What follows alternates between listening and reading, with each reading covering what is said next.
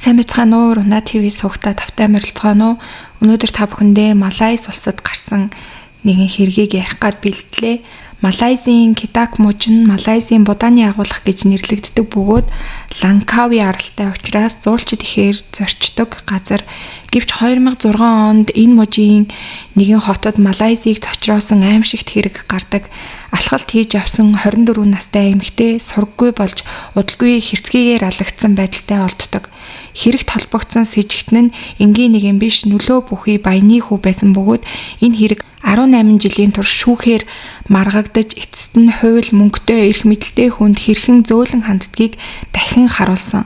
Хохирогчийг Жу Шаой гэдэг 1981 оны 8 сарын 31-нд төрсэн хятад гаралтай Малайз эмэгтэй байсан бөгөөд 6 хүүхэдтэй айлын 3 дахь охин байсан. Өндөр нуруу, цайвар арьстай, үзэсгэлэнтэй охин гэдгээрээ танигдсан.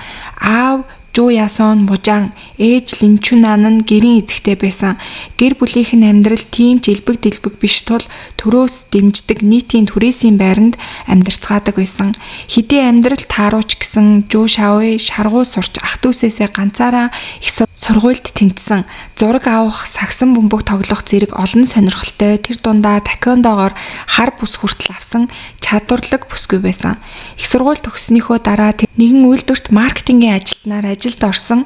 Ажилдаа орсноосоо хойш удалгүй чадвараа үнэлүүлж Герман руу сургалтанд явах боломж хүртэл түүнд олдсон байсан. Гэвч Герман явхаас ердөө 7 хоногийн өмнө тэр харамсалтайгаар амиа алдсан.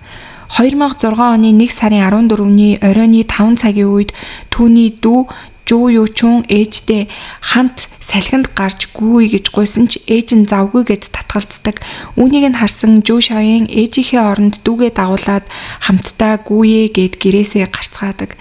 Тэр дүүгээ мотоцикл дээр суулгаж гэрээсээ 1.5 км-ийн зайтай цэцэрлэгт хүрээлэн рүү очицгоодог. Тэнд хоёр эгч дүүс хамт гүйж эхэлсэн ч биеийн тамир сайн хурдан хөдөлгөөнтэй эгч Жу Шаои аажмаар төрүүлэнгүйж удалгүй дүүгийнхээ хараанаас бүр мөсөн гараад гүйчгдэг. Дүү Жу Ючун ганцаараа гүйж автал нэг хар өнгийн жип хажуугаар нь өнгөрөн ойролцоогоор 7-8 минутын дараа яг тэр машин буцаад гарч явахыг нь харсан ч тухайн үед дүү нэг их юм бодоогүй.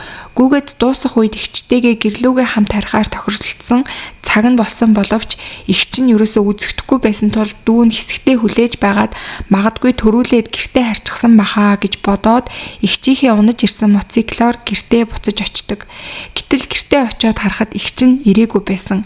Ингээд дүү нь ямар нэгэн муу зүйл болсныг мэдрэн дахин цэцэрлэгт хүрээлэн рүү буцаж очиж эгчийгээ хайж эхэлсэн. Гэвч эгч нь бол хаанч байгаагүй.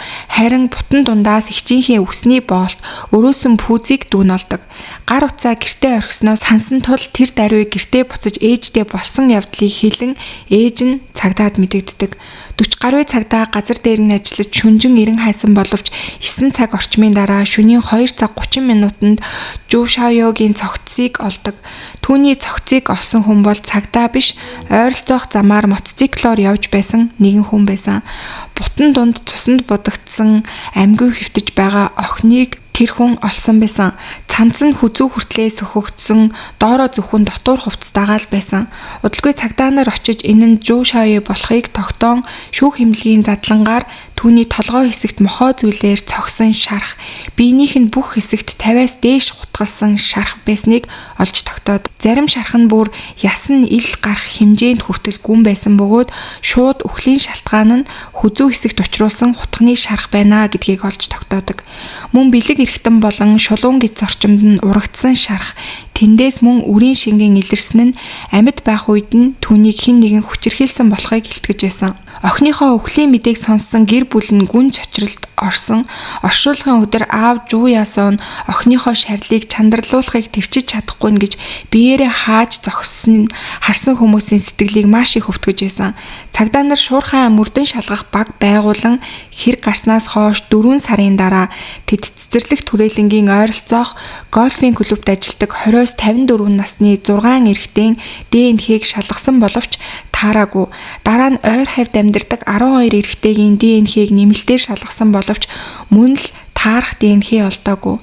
Ингээд хэрэг удааширч мөрдөн шалгалт урагшлахгүй хിവэр л байсан. Гэвч хэрэг гарснаас хойш 3 жилийн дараа буюу 2009 онд Малайзийн дарагдаж удсан хэргийн тусгаг энэ хэргийг дахин сөхдөг.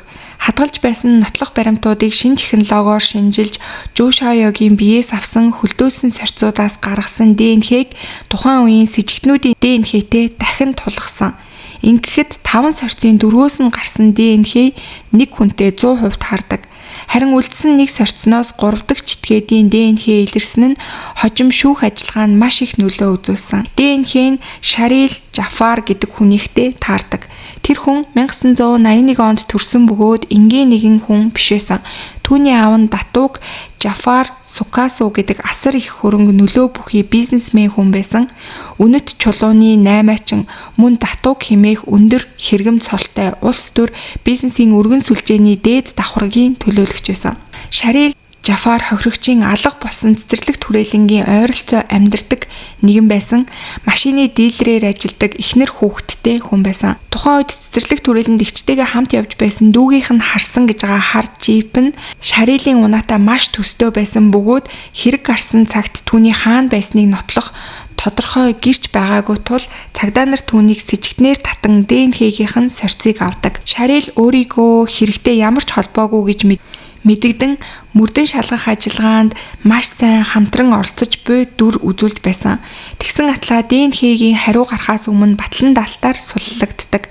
Хүний аим хөнөөсөр их мэд хүнд хэрэгт нотлох баримтыг устгах оргон зайлах эрсдэлтэй тул батлан даалтаар уг нь бол гаргадаггүй. Гэвч тэр суллагдсан даруйдаа Малайзаас гарч Австрали руу яван байнгын оршин суух эрх хүртэл Австральд авч чаддаг. Ингээд үүнээс хойш 6 жил өнгөрсөн 2012 оны 1 сарын 17-нд Жушаоё алагдсанаас хойш 6 жилийн дараа Интерполийн 90 сурвалжлах чагсаалтанд түүнийг ол оруулсан. Интерполийн сурвалжлах чагсаалтанд орсон байсан Шарил Жафар гинтл Малайз руу өөрөө буцаж ирдэг. Яагаад өөрөө буцаж ирсэн нь өнөөдрийг хүртэл бол тодорхойгүй хэвээр гэвч Малайзад буунгут нь 90 сурвалжилж байсан Куала-Лумпурын олон улсын нисэх буудлын дээр цагдаа нар түүнийг баривчилж авдаг. Сонирхолтой нь тэр сандарч эсэргүүцэж үүмээ ерөөсөө гаргаагүй 6 жилийн дараа гарч ирсэн эрх мэдэлтэй айлын хүүгийн баривчилгаа Малайз даяар шууд мэдээлэгдэж камерын өмнө хүртэл маш тайван харагдаж байсан. 2013 оны 2 сарын 25-нд энэ хэргийн шүүх хурал Алор Ситар дээд шүүхэд эхэлсэн. Олон нийтийн анхаарал их байсан тул суудалж хүрэлцэхгүй байсан. Прокурорууд Жушаоёгийн биеэс олдсон ДНХ болон Шарилийн ДНХ таарсан дүгнэлт мөн дүүгийнх нь мэдүүлгийг гол нотлох баримт болгон гаргасан. Дүүн тухайн өдөр харсан хар жипний өнгө хэлбэрийг нарийн хэлж цагдаа нарч энэ нь Шарилийн эзэмшдэг машинтай таарч байгааг нотлож байсан. Прокуроруудын үзэж байгаагаар Шарил Жушаоёг алхалт хийж авахт нь хүчээр авч явж хүчирхийлэн дараа нь хутгалж хөнөөсөн гэж үзэж байсан. Шүүх эмнэлгийн эмчч энэ тайлбарыг дэмжиж түүнийг эхлээд мохоо зүйлээр толгоороо цохиж ухаан алдуулаад дараа нь хүзүүнд нь хутгалж цус алдуулан хөнөөсөн гэж үзэж байна гэдгээ хэлдэг.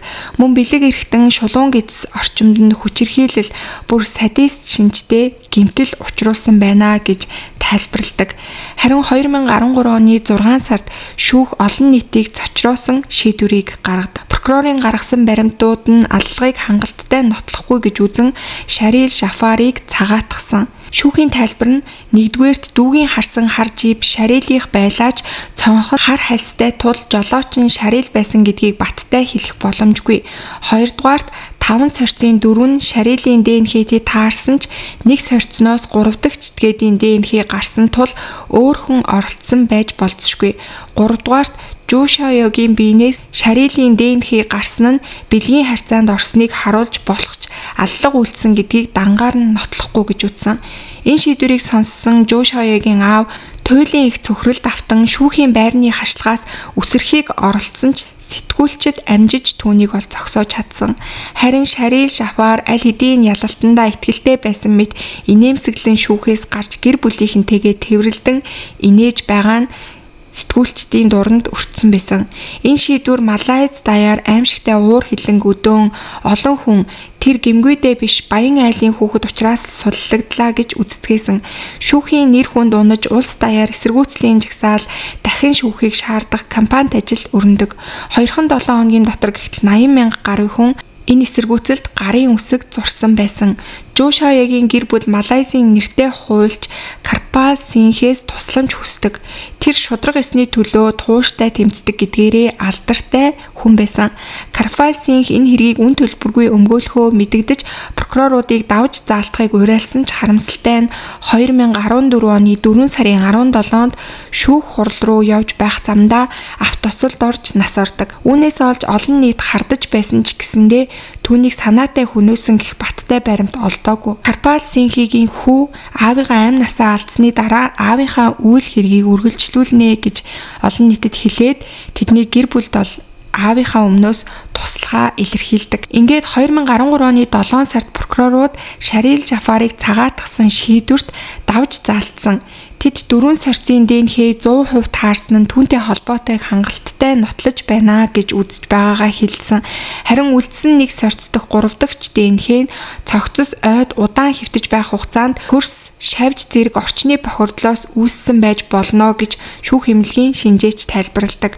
Мөн Шарил батлан даалтаар суллагдсан даруйдаа Австрали руу зүгтсэн нь өөрийгөө буруутайгаа мэдснээс болсон гэж прокурорууд онцолж байсан. 2014 онд давж заалдах шатны шүүх прокурорын талын үндэслэлийг хүлээн авч өмнөх шийдвэрийг хүчингүй болгож хэргийг дахин хэлэлцүүлэхээр болдог. 2014 оны 12 сард энхүү дахин шүүх хурал эхэлдэг. Шарил Жафар энэ удаа ч хүн алсан гэдгээ нцааж би тэр орой насанд хүрэгчдийн бичлэг үзээд нэг эмэгтэйтэй шүнийг өнгөрөөмөр санагдан найздаа хилтэл найз маань Жоо Шаяатай уулзуулж өгсөн.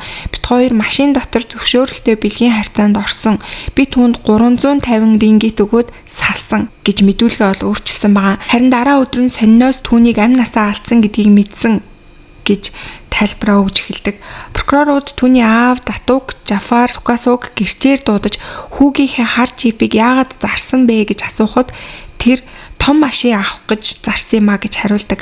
Харин мөрдөн байцаалтын үеэр тэр өмнө нь эхнэртэйгээ хамт хүүгийнхээ хутгийг захын хогийн савнд хайж машиныг нь зарсан гэж мэдүүлж байсан нь гарч ирдэг. Тухайн үед цагдаа нар энэ мэдүүлгийг ердөө лавлгааны шинжтэй гэж үзэн өнгөрөөсөн ч дахин шүүхтэр энэ нь мөрийг баллах оролдлого гэж тайлбарлагддаг. Ингээд 2015 оны 8 сарын 9-нд шүүх Шарил Жафарыг буруутай гэж үзэн цаазаар авах ялыг оноодог. Хэрэг гарснаас хойш 9 жилийн дараа гарсан шийдвэр байсан гэсэн үг. Гэвч тэр бууж өгсөнгөө 2016, 2018 онуудад дахин давж заалтсан ч бүгд хэрэгсэхгүй болгогдсон. 2018 оны 10 сард энэ хэрэг дахин анхаарлыг татаж эхэлдэг. Яагад гэвэл Малайзийн засгийн газар цаазаар авах ялыг заавал оноодог. Зарим хүнд гэмт хэргийн тухай хуульд өөрчлөлт оруулж цаазаар авах ялын оронд 30-аас 40 жилийн хорих ял мөн 12-оос дээш ташуурдах ял оноох шин зохицуулалт бий болгодог. Энэ хууль нь буцаан хэрэглэгдэх боломжтой болсон тул Малайзийн олон цаазаар авах ялтай хоригдол түүний дотор Шарил Жафарт ч найдвар төрж эхэлсэн байгаа. Ингээд 2023 оны 4 сард уг хууль албан ёсоор батлагдаж 7 сараас нь хэрэгжиж эхэлдэг. 2024 оны 5 сарын 29-нд Шарил Жафар ялаа хөнгөрүүлэх хүсэлтийг гаргадаг. Өмгөөлөгч нь түүнийг аав нь саяхан нас орсон. Үүнээс болж Шарил маш их чочролд орсон. Мөн шоронд байхдаа тахилга баттай байсан.